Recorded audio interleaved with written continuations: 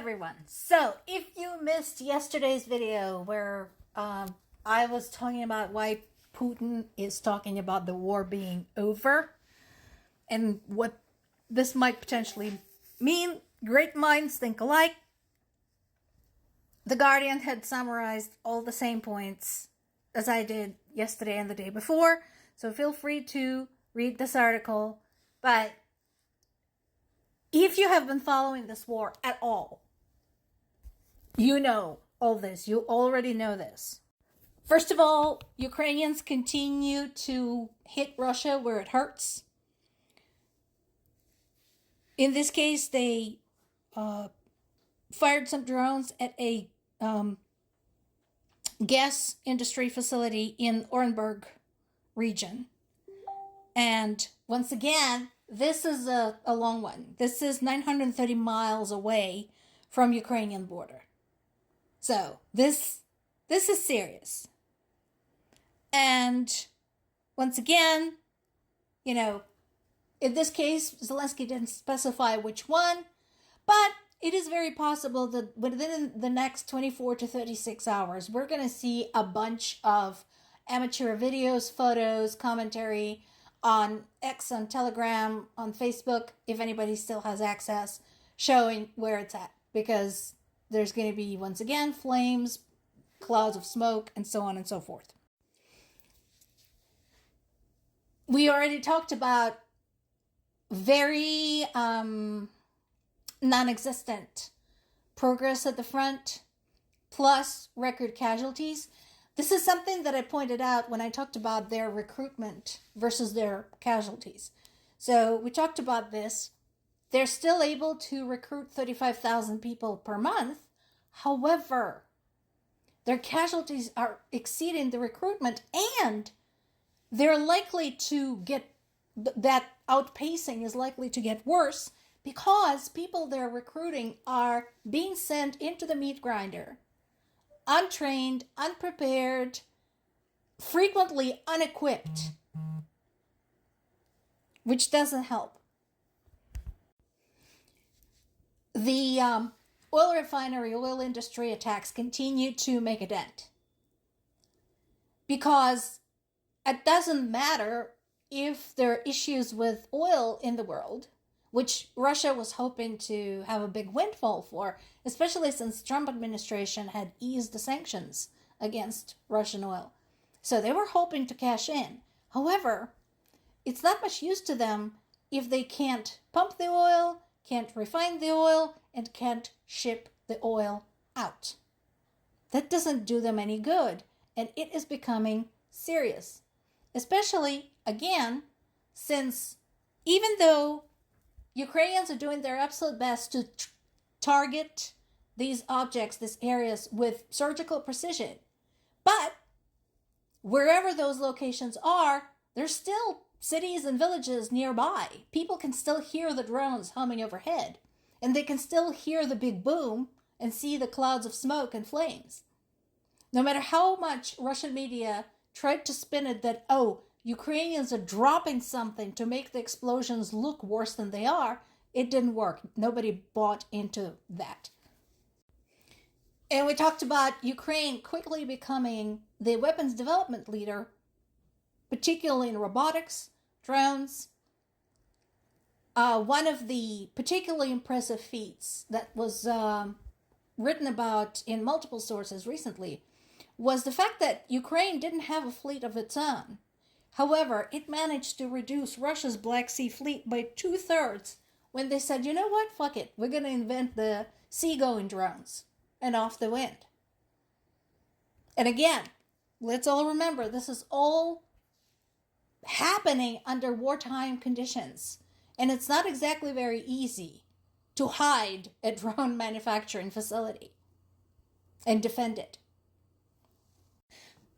The last but not the least, Putin is trying to attract Trump's interest again, except it's not working this time around. Trump is already bored with the war in Iran, and the whole Russia-Ukraine thing has been going on for over 4 years. The war in Iran has been only going on for 2.5 months. So, and he's bored with it.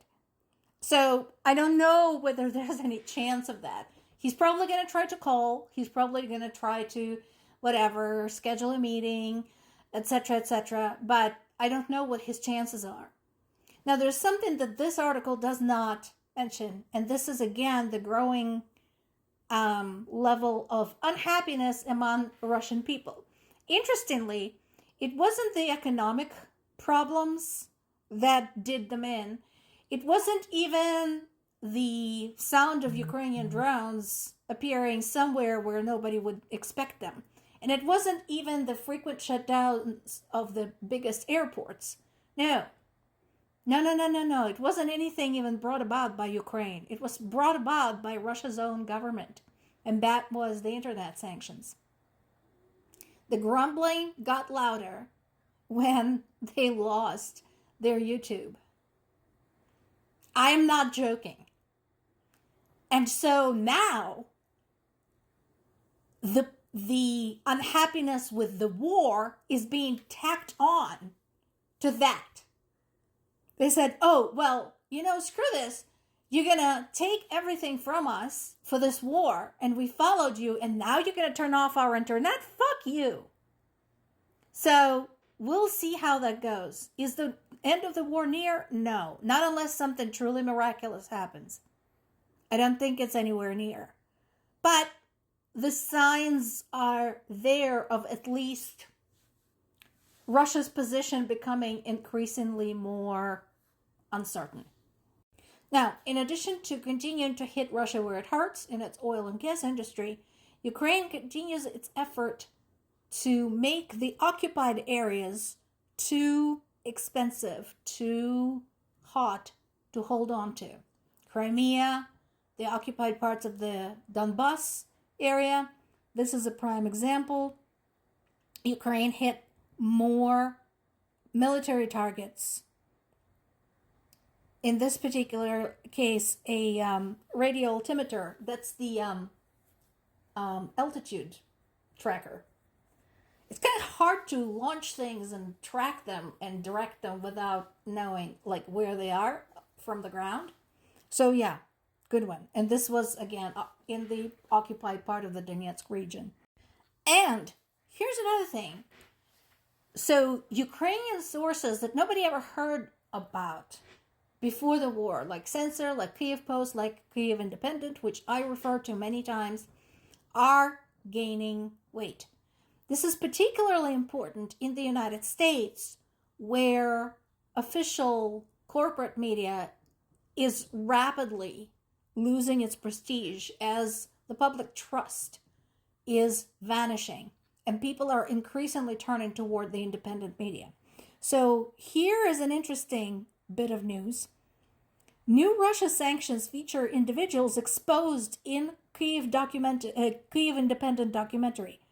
So, Kyiv Independent, a Ukrainian source, had exposed people and organizations involved in Russia's abduction and indoctrination of Ukrainian children. And now, other countries introduce sanctions against them. This is probably media at its best. This is how it should be. When some cutting-edge journalism is carried out, and then governments, nations take notice and act upon it. That is truly amazing. Meanwhile, the war continues. As you know, Russia didn't even wait until the end of the ceasefire, which was supposed to end yesterday, but this was even before that. And they proceeded to attack whom? Civilians.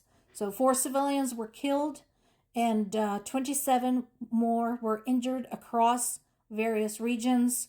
Regions impacted were Dnipropetrovsk, Zhytomyr, Mykolaiv, Sumy, Kharkiv, Kyiv, and Chernihiv. So that is not going away.